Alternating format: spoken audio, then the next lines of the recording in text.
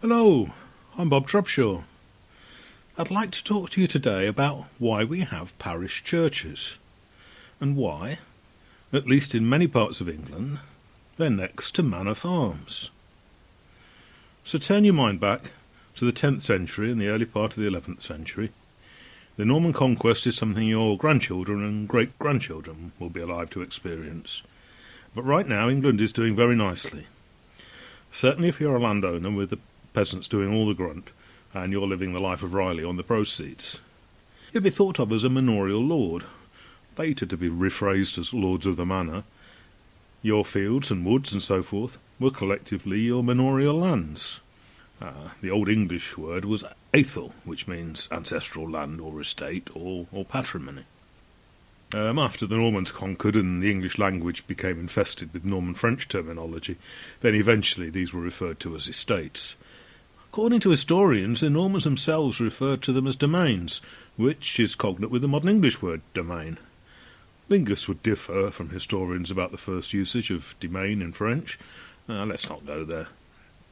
What is certain is that these manorial aethels, these manorial estates, did not correspond to parishes. Yet, as the Domesday Book of 1086 confirms, something approximating to later parishes existed by the 11th century. And each parish typically had more than one manorial lord, although there's plenty of exceptions of one parish and one manorial lord. What is equally certain is that such proto-parishes did not have a parish church. Until sometime in the 10th century, the churches that existed served a number of parishes. The oldest of these churches had been founded in 7th and 8th centuries as so-called minsters. They met the spiritual needs of several dozen parishes, approximating to the Church of England's deaneries in the 19th century. Minsters proved to be successful, so there was an increasing number of them. But all these minsters were under the direct control of the local bishop, except for a few which were associated with abbots and, in the Anglo-Saxon period, abbesses. But by the early 11th century things were beginning to shift. The manorial lords were making enough money to build and furnish very posh residences for themselves. They had made the money by investing substantially in heavy ploughs and breeding substantial numbers of oxen to pull those ploughs, and maybe adding a watermill to grind the corn. No doubt they rode around on well-bred horses with excellent saddles, bridles and so forth. They would of necessity be equipped with swords, shields, chainmail. So what was missing? Well, it would seem that high on the list of status symbols was a private chapel. Perhaps not built in stone, although that too was coming on trend. So, around the early 11th century, adjacent to these posh manor houses, a chapel was constructed, with a churchyard around it for burials. Now you have to understand that this was not because the bishop came along and said, "Oh, well done, old chap, for making so much money. Have you ever thought about building a church for your own use?" No, far from it. These private chapels were effectively in competition to the episcopal minsters and the abbeys and the cathedrals. The centuries roll on. The Normans rebuild many of these chapels in stone, and then the parishioners start adding aisles to the north and then to the south, and the gentry add chantry chapels around these, and slowly but surely these once private chapels evolve into something we would recognise as a parish church. In this video I'm not going to go into all the details about the architectural evolution. I simply want to look at the surviving evidence on the ground. Most of what I'm going to share with you came about because I'd moved to Barrowby near Grantham and taken an interest in the Domesday Book entry for Barrowby. It's about as complex as they get. The main landowner in 1086 was Robert Mallet. He owned or administered a fairly far-flung group of parishes in southwest Lincolnshire. I used Google Maps to prepare a route between all these settlements, mostly to establish what sort of distance was involved in getting around between them all. I showed this map to my other half and suggested if we wanted a decidedly maverick reason to explore all these rather obscure Lincolnshire villages, then we could make it a day out. Now, if you're thinking that's somewhat bonkers, then you're probably right, but she and I have already had several trips into the more obscure parts of Lincolnshire to visit surviving 11th century church towers. If nothing else, you get to drive along some decidedly picturesque lanes between the assorted, shall we say, little visited villages. So, on the 6th of September 2021, we set off on what turned out to be a most enjoyable day out. We steadily found the churches and spotted there was a manor farm, either a working farm or as a posh house and no longer a working farm, adjacent to every one. I'll describe them in the order we visited them, starting at Barrowby, which is an excellent example because the old hall, with remains of a medieval moat, is situated to the western side of a farm access lane next to the parish church. Both are located right on the crest of an impressive ridge with views to the west and to the north. By the way, all the maps you're seeing are either the 1888 or 1903 editions of the Ordnance Survey 6 inches to the mile maps. Things have changed a little bit since then, so the remains of the moat at the old hall at Barrowby are much less obvious now.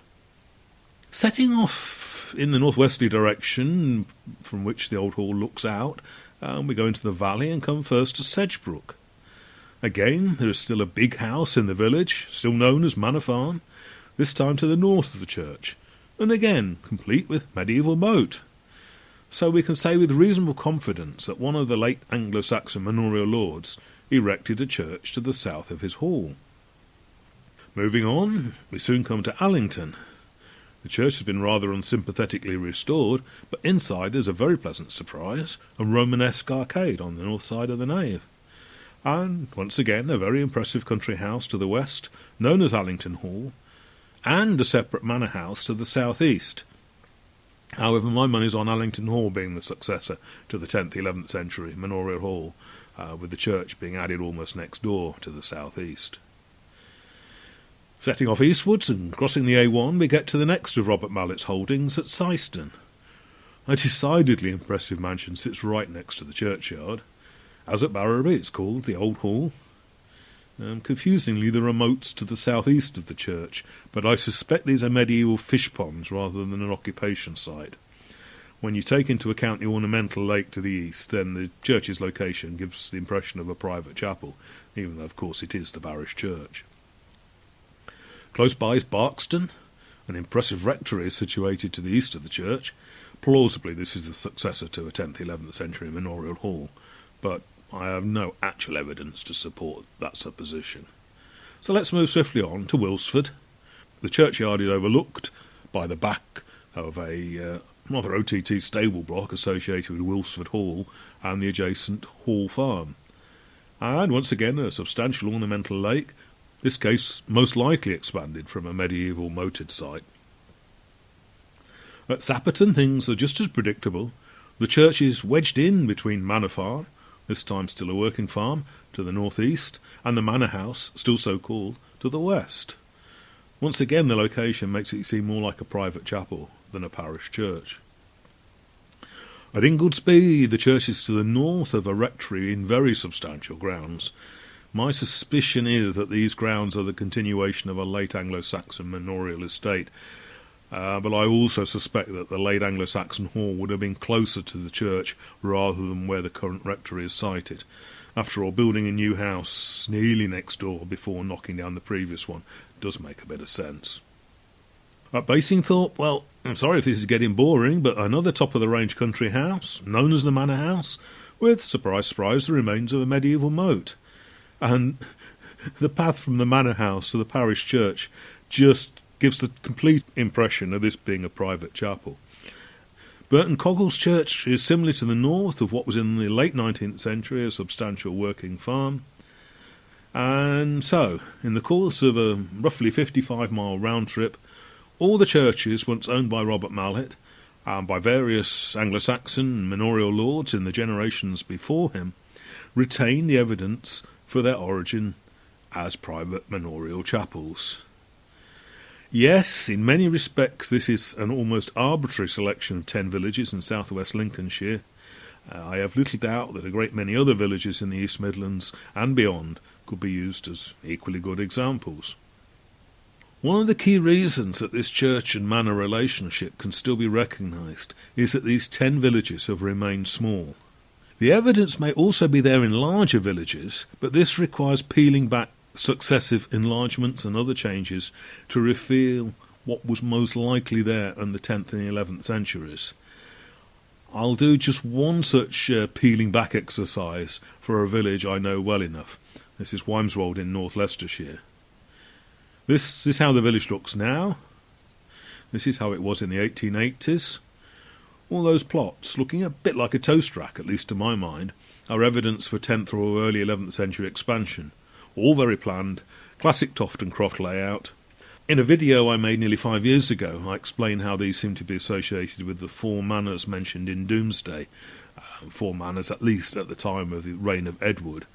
By 1086 there were only 3 manorial lords, and the north-eastern sector of this fourfold plan never developed until the very late in the 20th century.